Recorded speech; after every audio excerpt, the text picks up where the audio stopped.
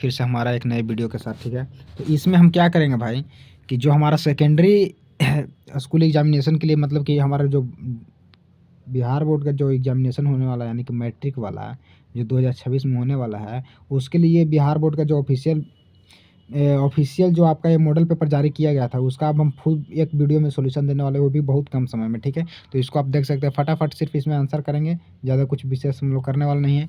ठीक है, तो चलिए हम लोग क्वेश्चन की ओर भाई बढ़ते हैं। ये हमारा मॉडल पेपर जारी किया गया है भाई। देखिए इसमें फर्स्ट क्वेश्चन क्या बोलता है, यहाँ पे फर्स्ट क्वेश्चन क्या है मेरे भाई कि समतल दर्पण की फोकस दूरी क्या होती है, अनंत होती है। ठीक है, नेक्स्ट क्वेश्चन की ओर बढ़ते हैं भाई। वास्तविक प्रतिबिंब में क्या बोल रहा है कि वास्तविक प्रतिबिंब में दर्पण किस ओर बनते हैं, तो बाबू आगे बनते हैं, यानी कि इन फ्रंट ऑफ मिरर। ठीक है, यानी कि दर्पण के आगे बनता है। कहाँ बनता है, दर्पण के आगे बनता है बाबू। एक बोल रहा है कि आपतन कोण 30 डिग्री है। ठीक है, तो परावर्तन कोण भी 30 डिग्री हो जाएगा। ठीक है, तो बोल रहा है परावर्तित किरण और अपवर्तित किरण यानी कि इस प्रकार से आ गया, और ये 30 है, ये भी 30 है, यानी इस पूरा का पूछ रहा है तो 60 हो जाएगा। क्या हो जाएगा, 60 हो जाएगा। ऑप्शन डी हो जाएगा आपका करेक्ट आंसर। ठीक है, चलिए नेक्स्ट क्वेश्चन की ओर बढ़ते हैं। क्वेश्चन हमारा F4 आ गया है भाई। यहाँ पे क्या बोल रहा है, एक दर्पण आपतित प्रकाश की चाल क्या है, सी है, तो परावर्तित प्रकाश की चाल भी क्या हो जाएगी बाबू, सी हो जाएगी। क्या हो जाएगी, सी। ऑप्शन डी इज करेक्ट हो गया। जिस स्पीड से वो आती है उसी स्पीड से क्या हो जाती है बाबू, चली जाती है टकरा कर। ठीक है, देखिए 5 में क्या होगी, 5 नंबर क्वेश्चन बोल रहा है कि गोलीय दर्पण में कहती है चिन्ह प्रपाटी के अनुसार मूल बिंदु लिया जाता है, ध्रुव को लिया जाता है। किसको लिया जाता है, ध्रुव पर लिया जाता है। कहाँ लिया जाता है, ध्रुव पर लिया जाता है। ठीक है, नेक्स्ट क्वेश्चन, क्वेश्चन नंबर 6, जब प्रकाश सघन से विरल माध्यम में जाता है तो उसकी गति हो जाती है, क्या हो जाती है भाई, बढ़ जाती है बाबू, बढ़ जाती है। ठीक है, याद रखिएगा, सघन से कहाँ जाती है, विरल में जाती है, तो क्या हो जाती है, बढ़ जाती है। यानी कि शटर रहा है वहाँ से अगर जैसे ही हटेगा तो क्या करेगा, भागने लगेगा, यानी कि बढ़ जाता है, उसका स्पीड क्या हो जाता है बाबू, गति क्या हो जाता है, बढ़ जाता है। चलिए 7 नंबर क्वेश्चन देखिए, अपवर्तन के कारण कौन सी राशि बदलती है बाबू, तो अपवर्तन के कारण वो आपका तरंग दैर्घ्य बदलती है। कौन सा राशि नहीं बदलती है, तो आवृत्ति होता है। ये 2 क्वेश्चन आएगा। सबसे इंपॉर्टेंट तो इसमें है कि यहाँ पे पूछ दिया, हो सकता है वहाँ पलट के पूछ देगा, अपवर्तन के कारण कौन सी राशि नहीं बदलती है, तो आवृत्ति मानना होगा। ठीक है, क्या नहीं बदलती, फ्रीक्वेंसी, यानी कि आवृत्ति नहीं बदलती है। 50 सेंटीमीटर फोकस दूरी वाली लेंस शक्ति होती है, 2 डायोप्टर हो जाएगा वो। 50 सेंटीमीटर दिया, यानी कि पी इक्वल टू हो जाता है 1/f, जो 1 होता है सेंटीमीटर में होता है, तो सेंटीमीटर में 100 बटा क्या हो जाएगा, एफ आपका दिया है 50, तो काट के कितना आ जाएगा यहाँ पे टू टू डायोप्टर। ठीक है, क्या आ जाएगा, 2 डायोप्टर। चलिए नेक्स्ट क्वेश्चन अगर बढ़ते भाई। 9 में बोल रहा है क्या कि तैलीय कागज होता है, प्रभाषक होता है, यानी कि ट्रांसलूसेंट होता है बाबू, ट्रांसलूसेंट यानी कि प्रभाषक होता है। चलिए नेक्स्ट क्वेश्चन की ओर बढ़ते हैं। बोल रहा है क्या कि प्रकाश की चाल न्यूनतम होती है, प्रकाश की चाल इन तीनों में से, इन चारों में से भाई सबसे न्यूनतम कांच में होती है। निर्वात और वायु में 3 × 10⁸ होता है, जल में 2.5 × 10⁸ होता है, और कांच में 2 × 10⁸ मीटर पर सेकंड होता है। ठीक है, तो सबसे कम इसमें कांच में होता है। चलिए नेक्स्ट क्वेश्चन की ओर बढ़ते भाई। क्वेश्चन नंबर आप 11 आ गया। क्या बोल रहा है, क्या देखिएगा ध्यान से कि निम्नलिखित में से किस भाग पर मानव नेत्र की क्या होती है बाबू, मानव नेत्र में किसी वस्तु का क्या होता है, प्रतिबिंब बनता है, तो दृष्टि पटल यानी कि रेटिना बनता है। कहाँ पे बनता है, रेटिना बनता है, यानी कि दृष्टि पटल बनता है। चलिए क्वेश्चन नंबर 12 देखिएगा भाई। 12 में क्या बोल रहा है कि नेत्र का पारदर्शी अग्रभाग क्या कहलाता है, तो नेत्र का भाई जो पारदर्शी अग्रभाग होता है उसको कॉर्निया बोलते हैं। क्या बोलते हैं भाई, कॉर्निया बोलते हैं। क्या बोलते हैं, कॉर्निया बोलते हैं। चलिए नेक्स्ट क्वेश्चन, क्वेश्चन नंबर 13 में देखते हैं भाई कि भाई फोकल लेंस द्वारा कौन सा दोष सुधारा जाता है। भाई फोकल लेंस के द्वारा कौन सा दोष सुधारा जाता है, जरा दृष्टि दोष। ठीक है, जरा दृष्टि दोष। और दूरदृष्टि दोष में कैसे याद रखिएगा, दूरदृष्टि दोष में होता है उत्तल लेंस, यानी कि दूर, यानी कि ऊ कैसे याद रखिएगा, दूर मतलब कि ऊ देखो, ऊ मतलब कि उत्तल लेंस। क्या, ऊ मतलब कि उत्तल लेंस, जिसने नहीं कहता कि दूर के लिए, अरे ऊ देखना, ऊ वहाँ खड़ा है, ऊ मतलब कि एकदम दूर के लिए संबोधित कर रहा है, यानी कि दूरदृष्टि हो जाएगा। और निकट, निकट में क्या होगा, आओ आओ आओ माने कि अवतल दर्पण, सॉरी अवतल लेंस इसमें हो जाएगा। क्या हो जाएगा, अवतल लेंस हो जाएगा। चलिए नेक्स्ट क्वेश्चन कर बढ़ते हैं, यहाँ पे याद रखिएगा ट्रिक है। क्वेश्चन नंबर आपका यहाँ पे 14 हो गया, 14 हो गया। रोड्स को क्या है, किसके प्रति संवेदनशील होती है बाबू, तो धुंधली रोशनी के लिए होता है बाबू। किसके लिए होता है, धुंधली रोशनी के लिए। चलिए नेक्स्ट क्वेश्चन को बढ़ते भाई। क्या होगा, सॉरी एक मिनट,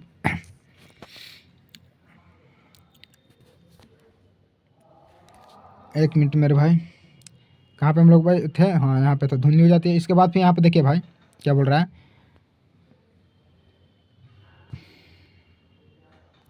कि क्वेश्चन बोल रहा है कि ब्लाइंड स्पॉट में नहीं होता है बाबू, रोड्स और कॉन्स नहीं होते। क्या होते हैं, रोड्स और कॉन्स नहीं होते हैं। चलिए नेक्स्ट क्वेश्चन के ओर बढ़ते भाई। क्वेश्चन नंबर 16 में बोल रहा है क्या कि विद्युत फ्यूज विद्युत धारा के किस प्रभाव पर कार्य करता है, तो उसमें प्रभाव पर, किस पे, उसमें प्रभाव पर कार्य करता है। ठीक है, चलिए नेक्स्ट क्वेश्चन की ओर बढ़ते हैं। किस उपकरण में प्लस और माइनस नहीं होता है भाई, बोल रहे तो कुंडली में नहीं होता है, एमीटर में होता है, वोल्टमीटर में भी होता है, विद्युत सेल में भी होता है। ठीक है, चलिए नेक्स्ट क्वेश्चन की ओर बढ़ते हैं। क्वेश्चन नंबर 18 क्या बोल रहे हैं भाई कि निम्नलिखित में कौन सा वाट, यानी कि वाट मतलब कि यानी शक्ति का के बराबर, तो शक्ति क्या होता है कि प्रत्येक अंक समय में किए गए कार्य को क्या बोलते हैं, शक्ति बोलते हैं, यानी कि जूल अपॉन सेकंड। कार्य का क्या होता है, कार्य अपॉन क्या होता है, समय। कार्य का क्या हो जाएगा, जूल, और समय का क्या हो जाएगा, सेकंड है, जूल पर सेकंड, यानी कि फर्स्ट के आंसर क्या हो जाएगा, सही। 18 का फर्स्ट आंसर क्या हो जाएगा, सही हो जाएगा। विद्युत हीटर के तार में का कुंडली बना होता है बाबू, नाइक्रोम का बना होता है, ठीक है। और बल्ब का जो फिलामेंट होता है वो टंगस्टन का होता है। बल्ब का फिलामेंट किसका होता है, टंगस्टन का होता है। और ये नाइक्रोम किसका, तो विद्युत हीटर का जो तार होता है वो नाइक्रोम का बना होता है, ठीक है। चलिए नेक्स्ट क्वेश्चन कर बढ़ते हैं। बोला क्वेश्चन नंबर क्या बोल रहे हैं भाई, ध्यान से देखिएगा। कार्य करने की क्षमता को क्या बोलते हैं, ऊर्जा बोलते हैं, एनर्जी, यानी कि the ability to do work is called क्या होता है, एनर्जी, एनर्जी होता है, ठीक है। यानी कार्य करने की क्षमता को क्या बोलते हैं बाबू, ऊर्जा बोलते हैं। चलिए नेक्स्ट क्वेश्चन को बोल पढ़ते हैं। क्वेश्चन नंबर 21 यहाँ पे बोल रहा है क्या भाई, अब यहाँ पे देखिए बोल रहा है कि विद्युत धारा के चुंबकीय प्रवाह की खोज किसने किया था, ऑस्टेड ने किया था। क्या किसने किया था, ऑस्टेड ने किया था। चलिए नेक्स्ट क्वेश्चन को बढ़ते हैं। क्वेश्चन नंबर 22 कि चुंबकीय बल रेखा प्रकृति होती है, काल्पनिक होती है बाबू, ठीक है। इस प्रकार से हमारा चुंबकीय चुंबक होता है, यहाँ पे नॉर्थ होता है, यहाँ पे साउथ होता है, और इसमें क्या होता है, इस प्रकार से काल्पनिक चुंबकीय बल रेखाएं क्या होती है, जो कि हम लोग को दिखाई नहीं देती, तो कैसी होती है भाई, काल्पनिक होती है, ठीक है। नेक्स्ट क्वेश्चन को बढ़ते हैं।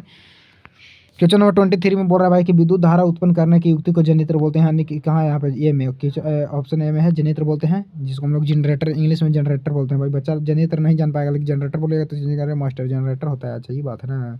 चलिए नेक्स्ट क्वेश्चन कर बढ़ते हैं। लघु पथन के समय बोल रहा है कि लघु पथन के समय परिपथ में क्या होता है भाई, तो प्रतिरोध क्या होता है, बहुत कम हो जाता है, क्या होता है, बहुत कम हो जाता है। लघु पथन के समय परिपथ में प्रतिरोध क्या होता है, बहुत कम हो जाता है। चलिए नेक्स्ट क्वेश्चन कर बढ़ते हैं भाई। क्वेश्चन नंबर 25 में आ गए हैं भाई।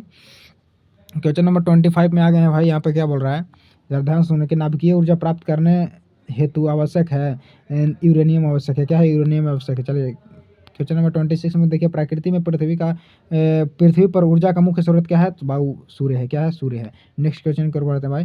बोल रहा है क्या कि निम्नलिखित में जल का अर्थ होता है, जल का क्या अर्थ होता है भाई, हाइड्रो, हाइड्रो, इसमें इनमें से क्या होता है, हाइड्रो होता है, ठीक है, हाइड्रो होता है। चलिए नेक्स्ट क्वेश्चन कर बढ़ते हैं। क्वेश्चन नंबर 28 बोल रहा है क्या बाबू कि निम्नलिखित में कौन युग में एकल विस्थापन अभिक्रिया प्रदर्शित करता है, यानी कि इसमें बोल रहा है कि एक अधिक क्रियाशील पदार्थ कम क्रियाशील पदार्थ को क्या करता था बाबू, विस्थापित कर देता है। देखिए इसमें कॉपर और एजी, इसमें क्या करेगा, कॉपर एजी को क्या कर देगा, विस्थापित कर देगा, यानी ऑप्शन डी इज करेक्ट हो जाएगा आपका। इस यहाँ पे एक्सप्लेनेशन करने का टाइम नहीं, इस वजह से नहीं कर पा रहे भाई, नहीं तो हम करते थे पूरा उसको। चलिए देखिए क्वेश्चन नंबर 29 में साग सब्जियों का विघटित होकर कंपोस्ट बनना किस प्रकार के अभिक्रिया का उदाहरण है, तो बाबू उष्माक्षेपी। कैसे है, उष्माक्षेपी अभिक्रिया है, ठीक है। नेक्स्ट क्वेश्चन की ओर बढ़ते हैं भाई।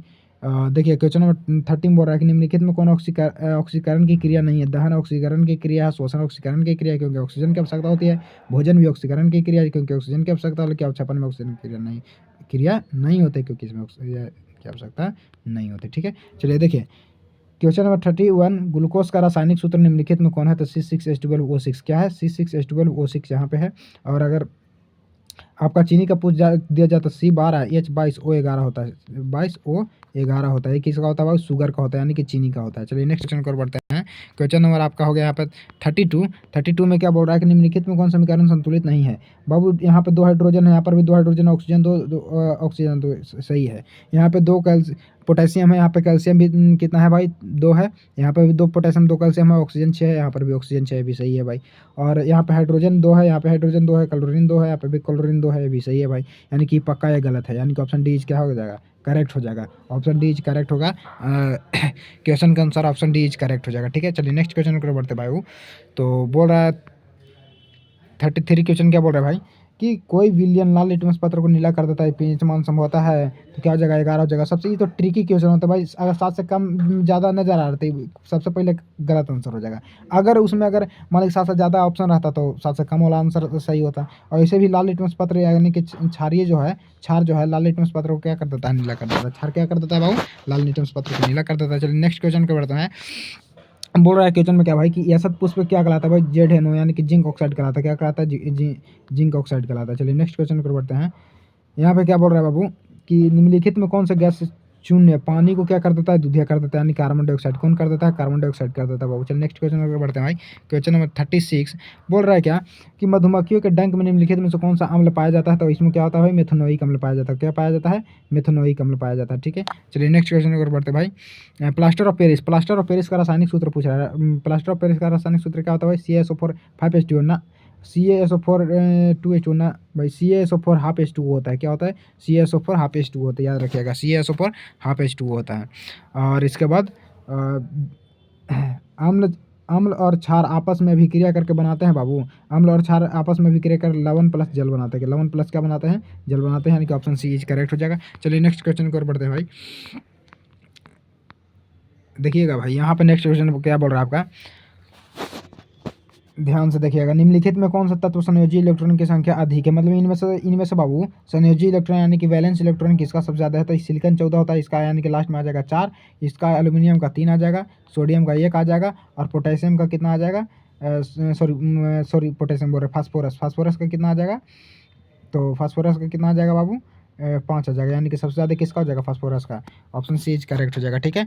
और इसके बाद चलिए 14 नंबर क्वेश्चन में देखिएगा। क्यूपराइट, क्यूपराइट निम्नलिखित में किस धातु का अयस्क है? तो कॉपर का। क्यूपराइट यानी क्यू से याद रखिएगा, यहाँ पर भी क्यू है, यानी कि कॉपर का। क्यूपराइट किसका अयस्क है? तो कॉपर का है बाबू। ऑक्सीजन की संयोजकता कितनी होती है? ऑक्सीजन की संयोजकता बाबू 2 होती है। कैसे होती है? यानी कि 2 हो जाएगा, और इसके बाद 4 हो जाएगा, तो कितना बच जाएगा बाबू आपका? सॉरी 2 हो जाएगा, 6 हो जाएगा। 2 और 6 कितना हो गया? 8 आपका हो गया, यानी कि फिर 8 में से 6 गया तो कितना हो जाएगा? 2 हो जाएगा। ये आपको 10th में पढ़ना थोड़ा सा। तो चलिए नेक्स्ट क्वेश्चन पे बढ़ते हैं। ऑप्शन सी है, इसमें क्या हो गया? करेक्ट हो गया। गंधक की परमाणु संख्या, गंधक सल्फर को बोलते हैं बाबू, 16 हो जाएगा। क्या हो जाएगा? सल्फर का कितना हो जाता है? 16 हो जाता है। नेक्स्ट क्वेश्चन अगर बढ़ते हैं बाबू, अभिक्रियाशील अभिक्रियाशील समूह CO को कहते हैं, तो इसको कहते हैं बाबू क्या बोलते हैं? कार्बोनिल समूह बोलते हैं। किस क्या बोलते हैं? कार्बोनिल समूह बोलते हैं। अल्कोहल को क्या बोलते हैं? OH बोलते हैं, और एल्डिहाइड के CHO बोलते हैं, ठीक है, और ईथर को O बोलते हैं। क्या बोलते हैं? O बोलते हैं। चलिए नेक्स्ट क्वेश्चन को बढ़ते हैं। क्वेश्चन नंबर भाई यहाँ पे 44, यहाँ पे क्या बोल रहा है कि वेल्डिंग वेल्डिंग में किस गैस का उपयोग किया जाता है भाई? तो एथाइन का किया जाता है। किसका किया जाता है? एथाइन का, याद रखिएगा। वेल्डिंग गैस में किसका उपयोग किया जाता है? किस गैस का? एथाइन का। 45 नंबर क्वेश्चन यहाँ पे क्या बोल रहा है भाई? देखिएगा कि आवर्त कार्बन आवर्त सारणी के किस वर्ग का सदस्य है? तो भाई 14th का है, 14th वर्ग का एक क्या है? सदस्य है। चलिए नेक्स्ट क्वेश्चन की ओर बढ़ते हैं भाई। एथाइन में बोल रहा है क्या कि एथाइन में कार्बन कार्बन परमाणुओं के बीच, यानी देखिए भाई एथेन रहता था, एक रहता कार्बन कार्बन के बीच में। एथेन रहता तो सॉरी एथेन रहता तो 1 होता, एथीन रहता तो 2 होता, एथाइन है तो भाई यहाँ पे 3 हो जाएगा। कितना हो जाएगा? 3, यानी कि ऑप्शन सी इज करेक्ट हो जाएगा। चलिए नेक्स्ट क्वेश्चन की ओर बढ़ते हैं।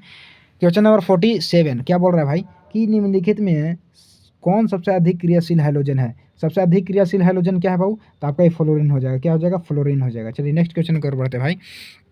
आवर्त सारणी में कितने आवर्त होते हैं? तो आवर्त सारणी में कितने आवर्त होते हैं? 7 होते हैं भाई। कितने होते हैं भाई? 7 होते हैं, ठीक है। चलिए नेक्स्ट क्वेश्चन की ओर बढ़ते हैं। पोटेशियम के परमाणु बोल रहा है पोटेशियम की परमाणु संख्या 19 है, तो इसकी संयोजकता क्या होगी? यानी कि 2 हो जाएगा, 8 हो जाएगा, 10 हो गया, और इसके बाद 8 8 18, यानी कि 1 बच जाएगा। क्या हो जाएगा? 1 हो जाएगा। ऑप्शन ए इज करेक्ट हो जाएगा। चलिए नेक्स्ट क्वेश्चन कर बढ़ते हैं। क्वेश्चन नंबर 50 क्या बोल रहा है कि आधुनिक आवर्त सारणी में ऊर्ध्वाधर स्तंभों की संख्या कितनी होती है? 18 होती है। इस प्रकार से जो खड़ा खड़ा खड़ा खड़ा खड़ा खड़ा होता है उसकी संख्या कितनी होती है? उसकी संख्या बाबू 18 होती है। कितनी होती है? 18 होती है। चलिए नेक्स्ट क्वेश्चन की ओर बढ़ते बाबू। क्या बोल रहा है कि यहाँ पे क्या बोल रहा है कि निम्नलिखित संकेतों द्वारा व्यक्त तत्वों का कौन सा धातु है? ओ हो, मतलब कि बोल रहा है बाबू निम्नलिखित संकेतों द्वारा व्यक्त तत्वों में कौन सा धातु है? कौन सा धातु है ये पूछ रहा है आपका, ठीक है। तो ये यहाँ पे क्या है ना, यानी कि फ्लोरीन है, ये तो धातु नहीं है, अधातु है, ठीक है। यहाँ पे बाबू मैग्नीशियम है, यही धातु है। ऑप्शन बी इज करेक्ट हो जाएगा। चलिए नेक्स्ट क्वेश्चन को बढ़ते हुए। तो कार्बन क्या तो धातु नहीं होता है, और यहाँ पे 8 ऑक्सीजन भी क्या होता है? ऑक्सीजन एक गैस है, धातु नहीं होता है, ठीक है। चलिए क्वेश्चन नंबर 52 में देखिएगा भाई, निम्नलिखित में वनों पर आधारित उद्योग क्या है? तो कागज उद्योग है। क्या है? कागज उद्योग है। चलिए नेक्स्ट क्वेश्चन कर बढ़ते हैं। क्वेश्चन नंबर 53 में क्या बोल रहा है भाई कि सिंचाई के लिए पौधों को ठीक जड़ों के समीप जल पहुंचाने की तकनीक को क्या कहते हैं? टपकन सिंचाई कहते हैं। क्या बोलते हैं भाई? टपकन सिंचाई। क्या बोलते हैं भाई? टपकन सिंचाई, ठीक है। चलिए नेक्स्ट क्वेश्चन कर बढ़ते हैं कि उत्तराखंड में चिपको आंदोलन किस वर्ष आरंभ हुई थी? तो 1973 में आरंभ हुई थी। क्या कब? याद रखिएगा 1973 में, ठीक है। ये आपको ज्योग्राफी में भी पढ़ना है, बायोलॉजी में भी पढ़ना है। चलिए देखिए भाई, यहाँ पे बायोलॉजी या केमिस्ट्री में लगभग पढ़ना है उसको। कवक में पोषण की कौन सी विधि पाई जाती है? मृत जीवी भाई, जो कि मतलब कि मृत या सड़े गए पदार्थों से क्या करता है? अपना भोजन को प्राप्त करता है, ठीक है। चलिए नेक्स्ट क्वेश्चन को बढ़ते हैं भाई मेरे। नेक्स्ट क्वेश्चन यहाँ पे 56 में पहुँच चुके हैं भाई, ज़्यादा टाइम तो नहीं हुआ होगा। निम्न में कौन एक जैविक प्रक्रम द्वारा अपघटित होने वाला पदार्थ है? यानी कि जैविक प्रकरण द्वारा अपघटित, यानी कि वो क्या हो जाएगा, समाप्त होने वाले, तो मृत घास पत्ते भाई, रबर नहीं होगा, पॉलीथीन भी नहीं होगा। पॉलीथीन को आप कहीं फेंक दीजिए, उसके बाद फिर देखिएगा तो अगर वहाँ पे अगर मान लीजिए रहा हुआ तो आपको फिर नजर आ जाएगा, इससे चढ़ता गलता नहीं है। फिर देखिएगा क्वेश्चन नंबर 57 में क्या आ रहा है, मनुष्य में पाचन क्रिया का आरंभ होता है वो मुखगुहस होता है, कहाँ से होता है, मुखगुहस हो जाता है। चलिए नेक्स्ट क्वेश्चन की ओर बढ़ते हैं। बोल रहा सजीवों में पाया जाने वाला जैव प्रक्रम क्या कहलाता है बाबू, श्वसन भी कहलाता है, पोषण भी कहलाता है, प्रजनन भी कहलाता है, यानी कि इनमें से सभी। ठीक है, चलिए नेक्स्ट क्वेश्चन की ओर बढ़ते हैं बाबू। किण्वन होती है बाबू, किण्वन की क्रिया ईस्ट में होती है, कहाँ होती है, ईस्ट में होती है। किण्वन की क्रिया कहाँ होती है बाबू, ईस्ट में होती है, याद रखिए किण्वन की क्रिया कहाँ होती है, ईस्ट में होती है।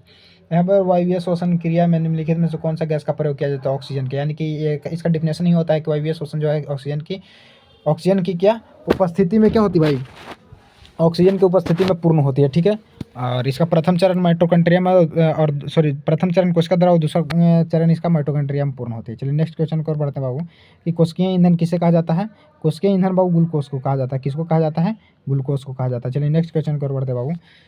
नेक्स्ट क्वेश्चन क्या बोला कि पौधों में वातवसंचरण मुख्यतः किस अंग द्वारा होता है, तो पत्ती द्वारा, किसके द्वारा होता है, पत्ती द्वारा, क्योंकि पत्ती में ही स्टोमाटा और रंध्र होता है और उसी के साथ साथ क्या होता है बाबू, वातवसंचरण की क्रिया होता है। मुख्यतः यहाँ पे बोला है तो भाई इसमें पत्ती ही होगा। ठीक है, मानव हृदय का, यहाँ पे देखिएगा ध्यान से, यहाँ पे देखिएगा बाबू कि मानव हृदय किस तंत्र का भाग है, तो मानव हृदय जो है बाबू परिसंचरण तंत्र का भाग है, किसका है, परिसंचरण तंत्र का। पाचन में आपका आहार नाला जाता है, श्वसन में आपका जो है फेफड़ा वगैरह आ जाता है, उत्सर्जन में आपका ब्रिक हो जाता है, और मानव हृदय जो होता है परिसंचरण तंत्र में आ जाता है। चलिए नेक्स्ट क्वेश्चन को बढ़ते हैं।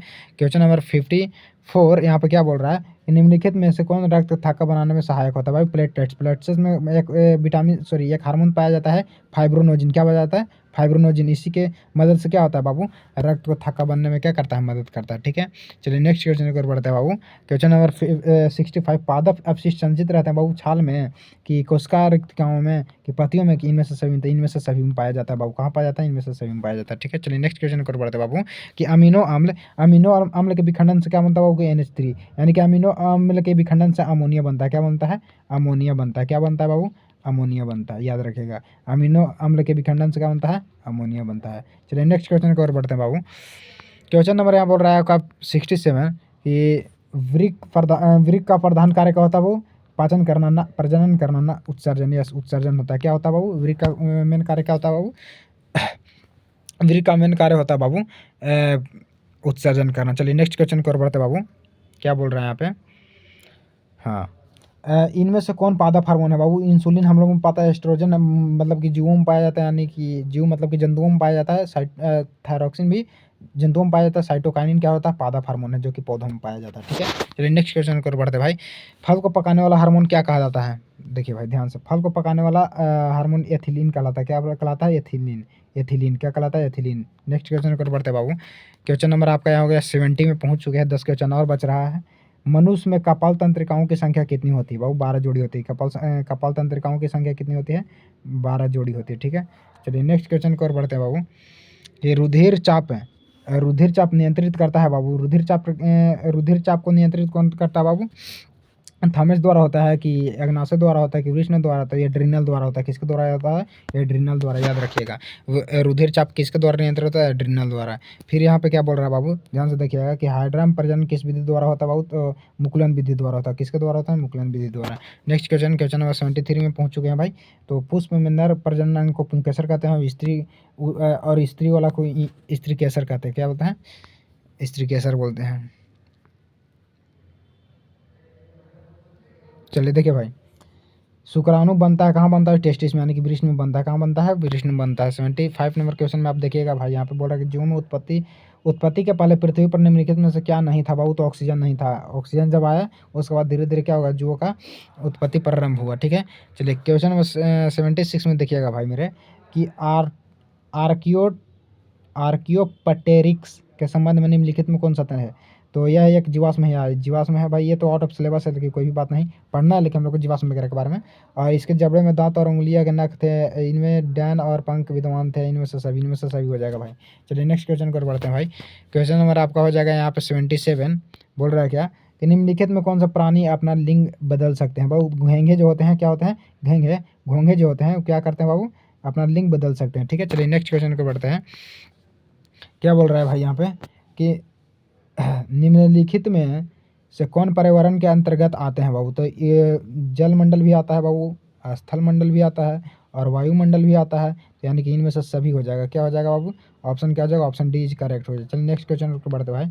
मैदानी पारिस्थितिक तंत्र में मेढक किस प्रकार का उपभोक्ता है? तो द्वितीयक उपभोक्ता। जैसे पहला में फर्स्ट में आ जाएगा पहला में आ जाएगा मान लीजिए घास, उसके बाद कीट पतंग, तो ये हो गया प्रथम। द्वितीय में आ गया कीट पतंग को कौन खा जाएगा बाबू? मेढक, तो ये आ जाएगा द्वितीय में आ जाएगा। ठीक है, नेक्स्ट क्वेश्चन की ओर बढ़ते भाई।